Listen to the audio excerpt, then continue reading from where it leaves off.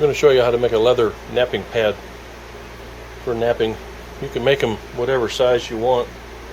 I've got a couple that I've used ever since I first started napping, and I've got this one. Of course, I've worked a hole in it, so I figured out it's about time to make another one. I use this one's a little bit larger. I use it for larger pieces, and this is the one I use for little bird points. You need something that you can fit in your hand, that fits good, and you can hold the smaller pieces nice and easy. So, but what we're going to make these out of is leather. You can go down to Hobby Lobby and get a whole container of leather for about $8. And use your 40% discount, and that drops it down to a little less than $6. Along with leather, you're going to need some rubber cement or contact cement to hold it all together. All we'll do is we'll start with some of the leather, and there's different colors. Doesn't matter what color you got; it all is always going to work pretty good. But just grab you a good chunk of leather, cut it into strips. The smaller one, what is it? About an inch or so, maybe a little over an inch. Yeah, about an inch and a quarter, 2 3/4, 3 inches long, somewhere in there. Cut you some strips, and then cut them about 3 inches long. I've got a pile of them right here. And what I'm going to do before I start gluing it, I'm going to cut my little. I'll get a pencil here. I'll draw me a little notch, and I'll go ahead and cut that out on the top piece before I glue it together, so that way it will fit in there better. So I'm going to go ahead and cut the top piece, and then we'll start gluing this one together. I like when I glue mine is of course with your normal leather you're going to have the rough side of the inside, and then you got the smooth outside.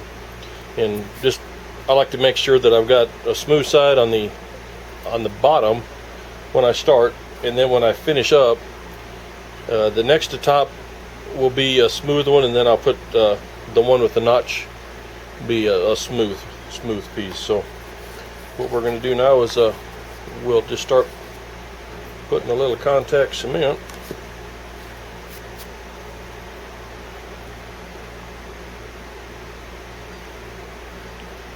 And mainly just make sure you get it to the edges good, because we're going to sand these a little bit on the belt sander just to clean them up. So make sure you take this all the way to the edge.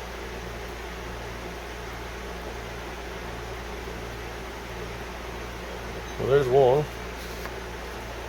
Now I'll do the matching one.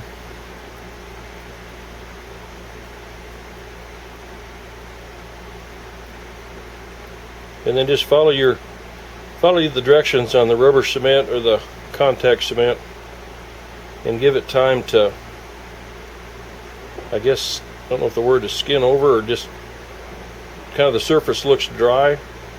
But just let those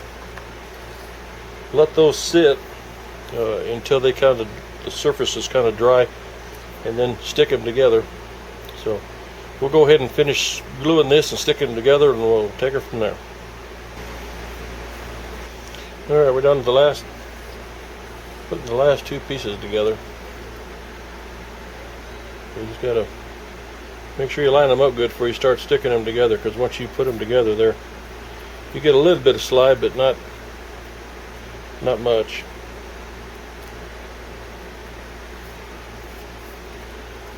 Okay, there's a leather pad. And now what I'll do, I'll throw this up at the dash of my truck and let it dry good. It's pretty pungent right now from that rubber cement, but we'll let that dry good. Another thing is don't make your notch too big, because it won't take long. You'll start wearing that out. You're knocking pieces of flint in there. It'll cut and make your opening a lot bigger for you. I've got a larger one that I made the other day, and this one's already it's hard. it's dried out good. We're going to take this one over to the sander and shape it. And all I'm doing with the sander is I'm going to smooth off the outer edges, round the corners off just a little bit, just make it a little easier to hold in your hand when you're flint knapping. So before we do that, I was going to show you, just give you an idea where this piece of leather, or two pieces of leather, came from originally. That came off the heel of a shoe. So if you want to do it even cheaper, go down to Goodwill or someplace and find you a shoe that has a leather sole or leather heel on it, and then just cut that in half and make you just a little notch on both sides like I did. And like I said, that makes a pretty good pad just like that. But we'll go to the grinder and set this up and shape this one and get it ready to use.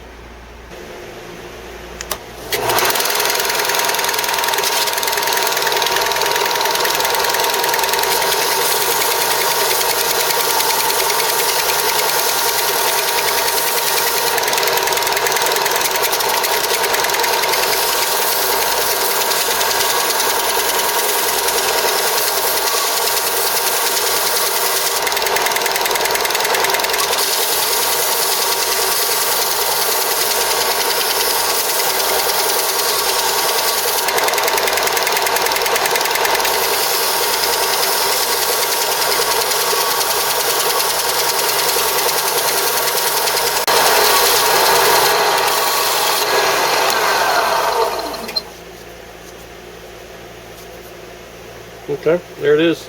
The edges are all kind of rounded. Just perfect to use. Might go over and grab a flake now and see how it works. Yeah, here's a little piece of rip beer. Looks like it's got a little crack in it, but maybe we can work around that. See if we can turn this into something. It may not.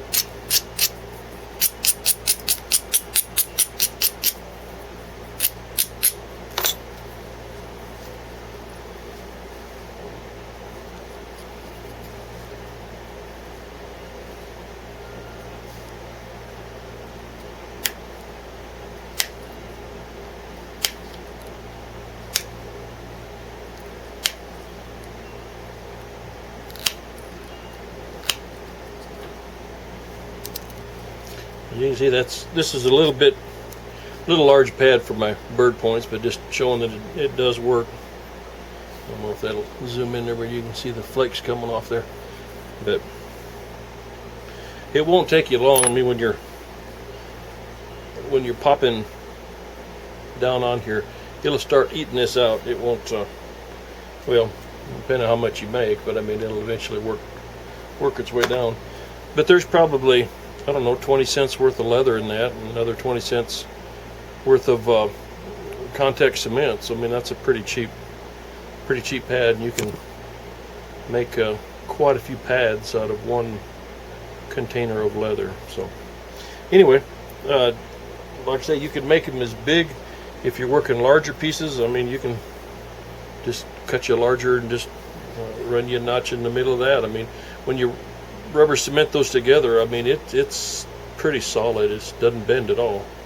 So make you big ones, make you medium ones, or make you just little ones. It'll all work. It works out pretty good. So hope you enjoyed.